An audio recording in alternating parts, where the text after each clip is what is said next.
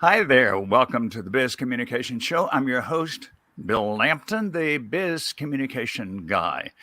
Happy to have you with us on video or on the podcast.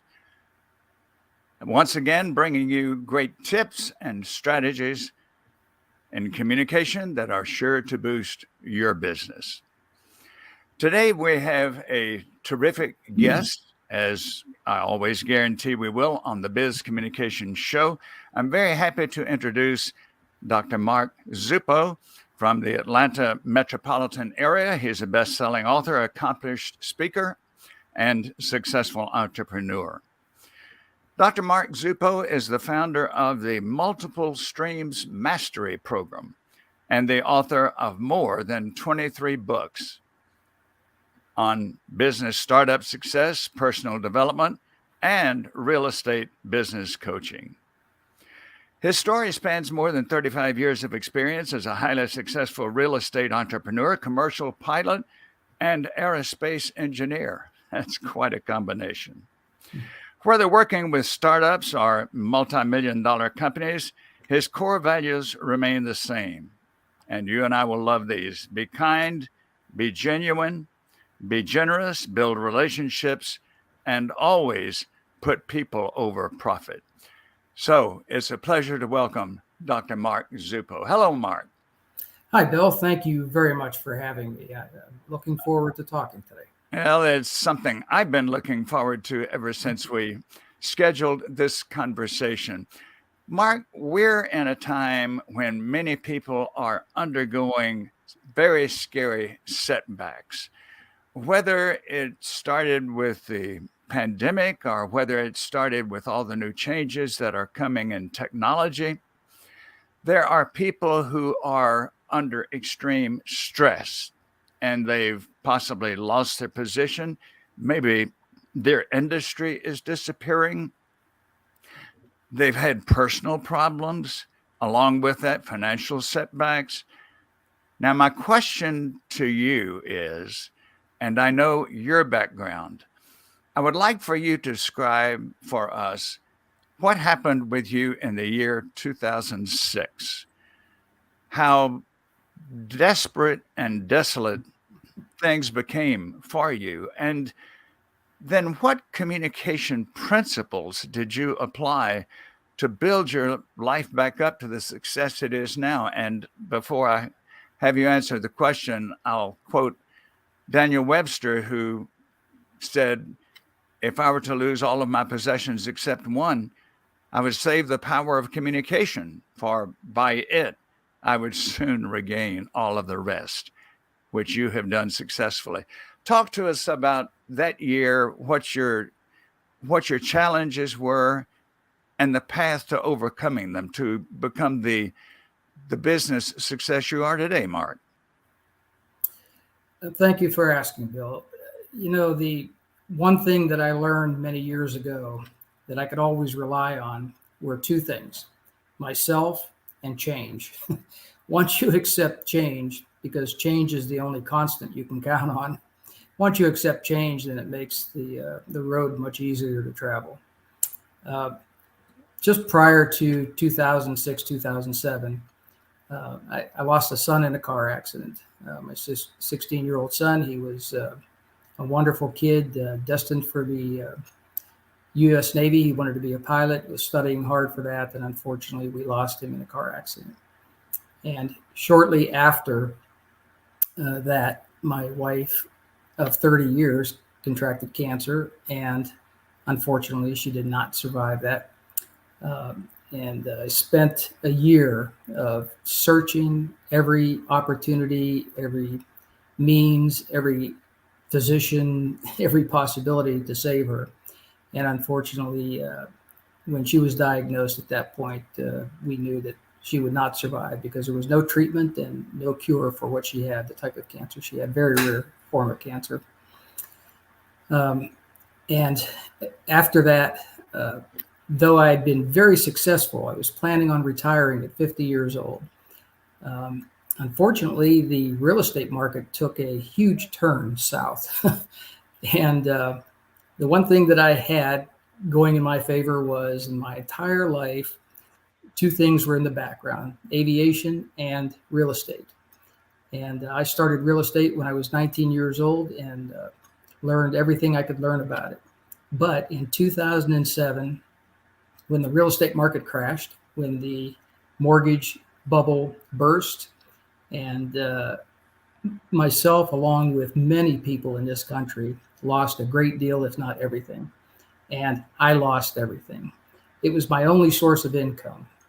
So at 50 years old, I found myself depressed after losing a son, uh, clinically depressed after losing my wife, losing my business, homeless, foreclosed. I had 11 foreclosures: homeless, foreclosed, bankrupt, unemployed, and clinically depressed. It was a difficult time in my life.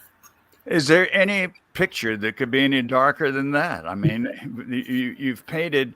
It reminds me of so many years ago, and it may have been even silent movies. I'm not sure, but there was a classic movie, The Perils of Pauline, and if you've ever heard of that, our Yes. viewers and listeners have everything that imaginable could happen to Pauline, and certainly this was the case with you. So you were in the darkest time that a person could have. What was your next step? What did you do to communicate your way back to success?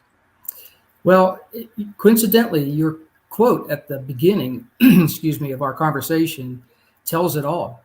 Communication was one of the things that I had left after everything else had been taken away.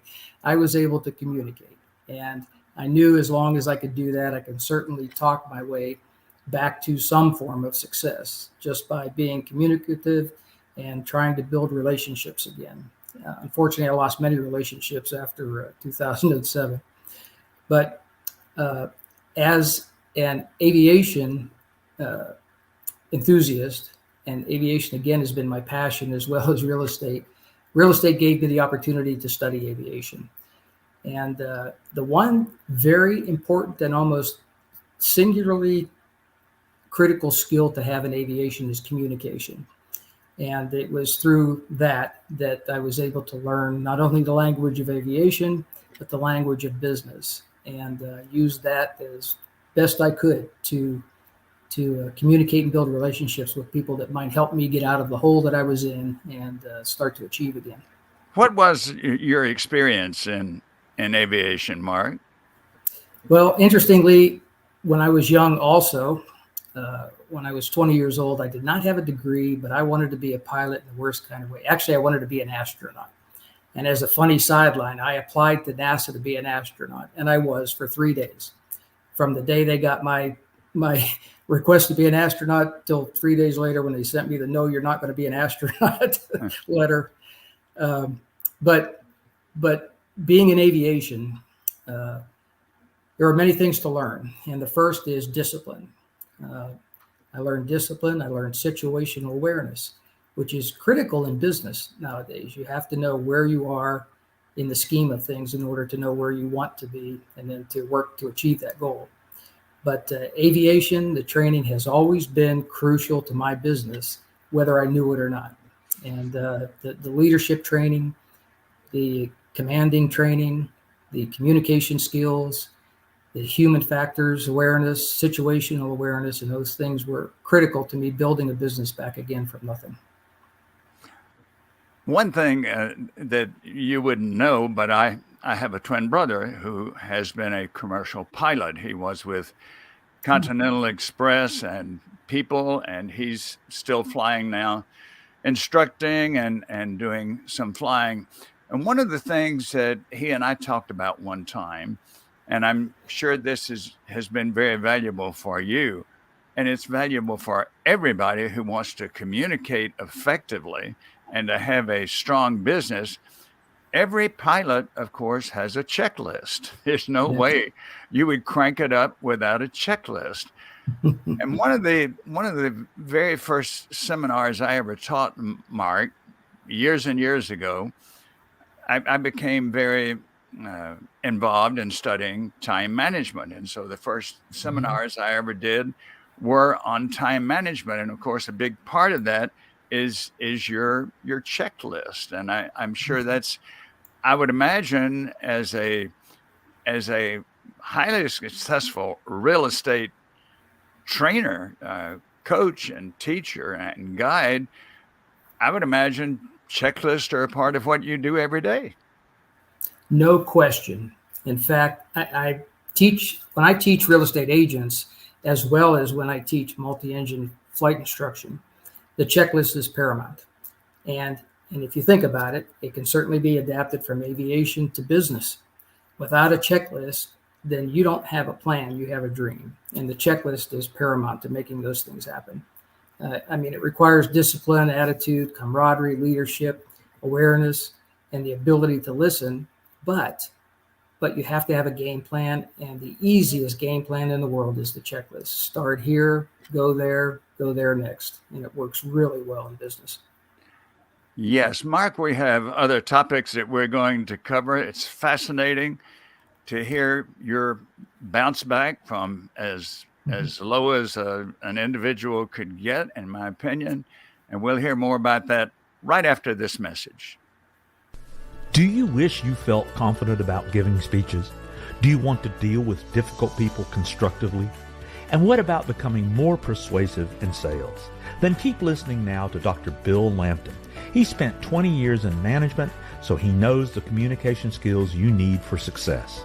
I urge you to call the Biz Communication Guy today for a no-cost but very valuable 30-minute discussion about your communication challenges.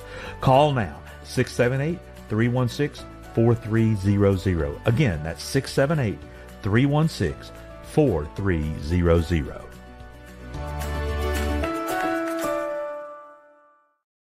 Mark, I have noticed, of course, as I reviewed your profile on LinkedIn and became acquainted with the different types of training that you do, it's apparent to me that you help people maximize their presence on LinkedIn. That's a part of what you do with your real estate agents that you're training and with business leaders as well. So let's talk about LinkedIn for a few minutes. One of the points I'd like to start with is, what would you say in the training that you provide, what are the most common mistakes that you find people making on LinkedIn that you advise them not to make, and give them some alternative ways to strengthen their participation there instead? Certainly.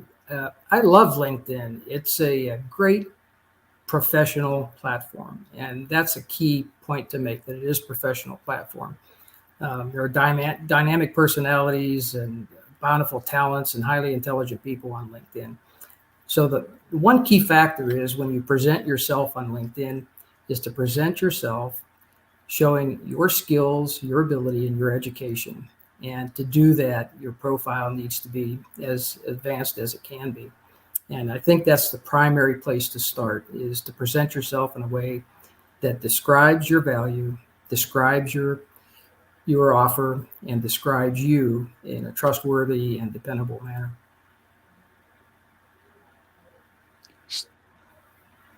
So what are some of the flaws that we should avoid, that you see people blundering their way through LinkedIn? What are some of the pointers you just caution us, against these kind of practices, which don't reflect well on our brand, our image, or even on us personally? Well, certainly when you have a profile on the internet, on the web, it is an everlasting profile. And so you want it to be professional, you want it to speak the truth, you want it to be valuable. And your value proposition is what people will recognize you for. One of the things is not failing to listen to other people. The stories in people's profiles are absolutely thrilling to read sometimes, and you want to not be exposed in an unprofessional manner, but you certainly want to present yourself in a professional manner as well. So learning to listen to other people, to really find out what they need is number one. That's crucial, and it's a mistake that most people make. They're willing to sell themselves on LinkedIn without listening to actually what people want. The second thing is not being open and objective. Certainly everyone has their own opinion, their own perception, and their own views of what's good, what's valuable, what's not, what's political as well. And LinkedIn isn't a place to talk politics. It's a place to talk business, and it's a place to talk professionalism. So making sure that you're open and objective and not failing to be so, when communicating with other people. A third thing is being open to your own critique. If someone sees, if you stand in the forest, all you see is trees. And unfortunately, you see the ones closest to you and you judge all trees by the one that's closest to you. So many times we forget that what other people see isn't exactly our perception of ourselves. So it's very important to be open to critique and listen to other people as well, so that we can maximize our profile. Those are excellent tips. To me, your first point about listening. So many people go onto LinkedIn, and to them it's a broadcast opportunity. There's a friend of mine, Jim Curlin, who teaches sales, and Jim says that some people seem to be opera fans because all they can sing is me, me, me, me. And it's very important. It's not just a broadcast. It's not just presenting ourselves.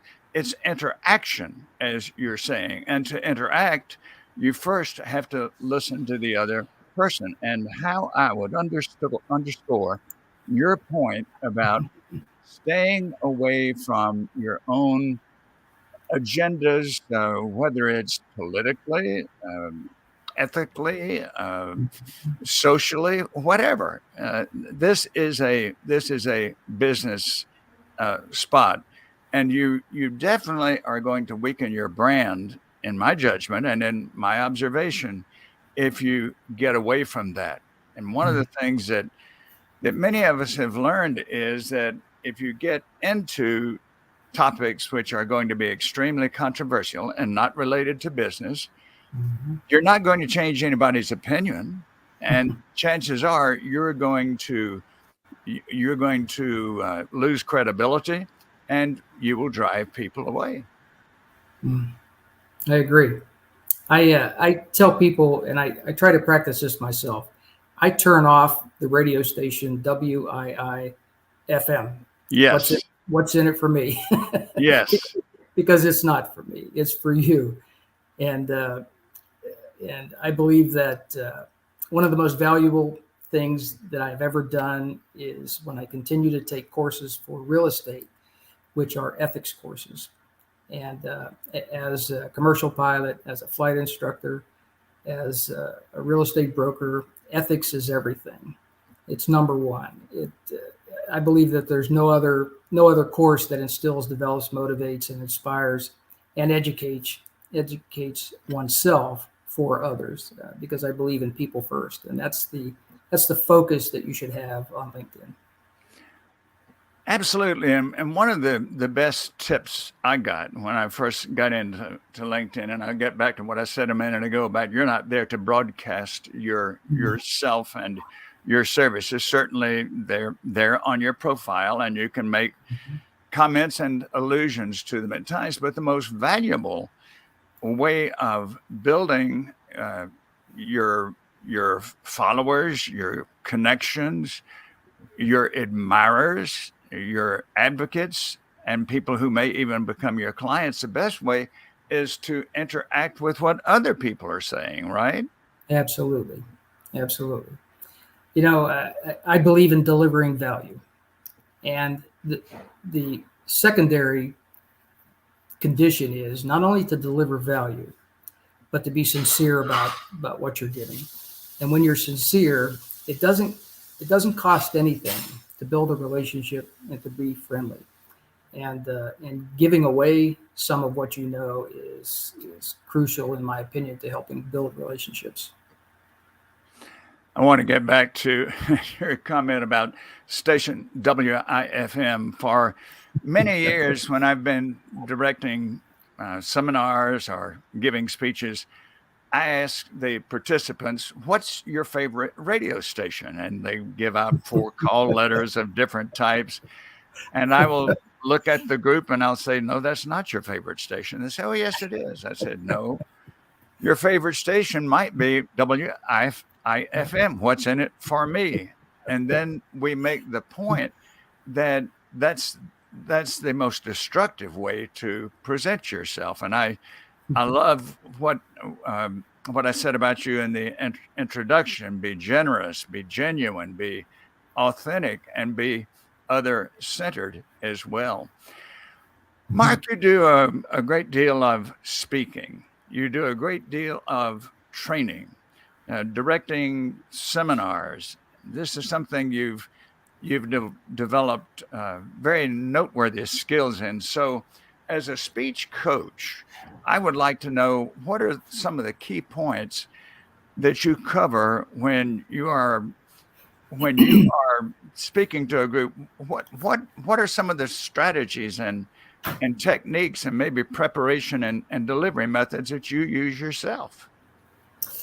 You know, no one can tell me that I don't talk a lot. I love to speak, and speaking is a real passion for me. But what I've learned in the last number of years speaking is a lot. I've learned from a lot of people as well, good speakers and bad. I've learned what not to do, and I've learned what to do. But one of the core focuses, one of the things that you have to pay attention to when you're speaking to people is your awareness of self and your awareness of them. It's not only what you have to say, but it's what folks want and need to hear as well. So your awareness, your compassion, your mercy, your empathy are crucial when delivering a message to people, because not only do you want them to understand it, you want them to comprehend it, and you want them to feel as though you're speaking to them individually, each and every one. And the first thing is to know your audience. You need to speak to them and not at them. And many speakers do that wrong. They do it the other way around. And that's not what a good presentation, not what a good speaking platform is for. The second thing is to put yourself in their shoes. No matter what the subject, no matter what the business or the people that you're talking to, it isn't my point of view that's important. It's their point of view that's important. And I firmly believe that. So it's their point of view that you need to address when you talk to them. Acknowledging one's position in life in relationship to everyone else. I use a lot of self-effacing humor when I talk to groups, and I do that for a reason, because it helps to show that I'm just as human as they are. And I have the same bills to pay, and I have the same kids to train and the cars to fix and house to maintain as everybody else. And because I'm on stage and I'm the guy with the microphone, doesn't mean I'm any different than anybody in the audience. And I truly believe that. When you speak to people, you have to respond passionately to educating and inspire them. Folks can watch the news any day of the week, any time of the day, and it's almost never good. And that's unfortunate. But if you want to inspire people to their own personal greatness, their own personal development, then you have to be passionate about the message that you're going to deliver. It has to be true, it has to be meaningful, and it has to be of value to them specifically, so that when they leave, they say, "I swear he was talking just to me." And part of that as well is building a relationship with people. It's absolutely important to build a relationship with them. Again, they have to know that you are a genuine person with the same problems and the same emotions as them. And that helps move people to action to improve and seek out their own personal development.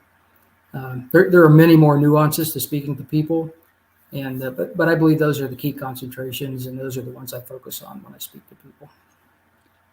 Those are great, great points. And it brings to mind for me, where, on your point, where you're talking about just because you're a speaker doesn't make you an incredible authority. You need to keep that humility. It reminds me so much of Edward R. Murrow. Many people of today's era might not know who Edward R. Murrow was, but he was a famed radio correspondent during World War II, and then, of course, became a television personality afterwards. And Edward R. Murrow was revered in the broadcasting industry. He had a group of people such as Charles Kuralt and others who were on their way up. And they would gather at a bar late in the day in New York City. And Murrow's boys, as they were called, there was one statement that I've heard quoted many times. He said to them, "I want you to recognize that because you can speak to millions of people now doesn't make you any smarter than you were before you could speak to 2 or 3 people. In our age of technology, in our age of the internet, in our age when our audience is not just those people we happen to be standing before, whether it's 200 or 500 or 600 or 35 people, we've got a worldwide audience." But that point you made, I want to give special emphasis to the power to communicate with the world doesn't make us any smarter. In fact, it challenges us, doesn't it, to become as well informed as we can. Absolutely. You know, it doesn't matter how many degrees you have or experience you have or how worldly you are. There are times when my kids ask me a question and I look at them and go, "I don't know, but I'll find out." And that's a good thing to say to adults as well. Yes, really. Yes. Mark, this has been fascinating, informative, inspiring. I know that our Biz Communication Show viewers and listeners will want to know more about you and particularly your contact information. So please share that with us now. Thank you. I appreciate that. You can certainly reach me at my website, markzupo.com, or my office number at 844-257-7653. And if none of those work, just Google me. I'm all over the internet. Good old Google. Good old Google. Thank you for that. And I encourage anyone who wants to improve their communication skills to get in touch with Mark, a guy who came from the depths of despair, despondency, and debt. And that's a pretty good combination describing it. And came back to be at the top of the business world and have great respect among all those who know him. And now that Mark has given his contact information, I'm delighted to give mine. Invite you to go to my YouTube channel, go to the search bar on YouTube, and then just type in my moniker there, which on YouTube is Bill Lampton, Ph.D. And when you go there, I have a brief introductory video. Watch that. And at the end of it, there's a subscribe button. Hit the subscribe button. You'll have access not only to this interview, but to probably about 75 other interviews on the Biz Communication Show, and also many individual instruction videos as well. And then, of course, I encourage you to go to my website. Since I'm the Biz Communication Guy, that's my moniker. The website is bizcommunicationguy.com. You'll find out about my services for corporations and individuals. Then after you've done that, please give me a phone call, 678-316-4300. I'm eager to talk with you, an initial call with no obligation, eager to talk with you about your communication challenges, and we'll discuss how I can help you find solutions to them. Mark, before we go, any closing comments to pull all this together for us?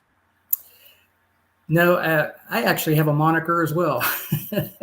It's the right message, the right people at the right time. So be kind, be genuine, be generous, build relationships, and always put people before profit. Thank you very much for having me on, Bill. Thank you so much. And we'll look forward to another time down the line when we can do this again. Thanks very much to those of you who joined us on the video portion of the Biz Communication Show. Thank you for those listening to us on the podcast. Be with us for our next edition of the Biz Communication Show. I'm your host, Bill Lampton, the Biz Communication Guy.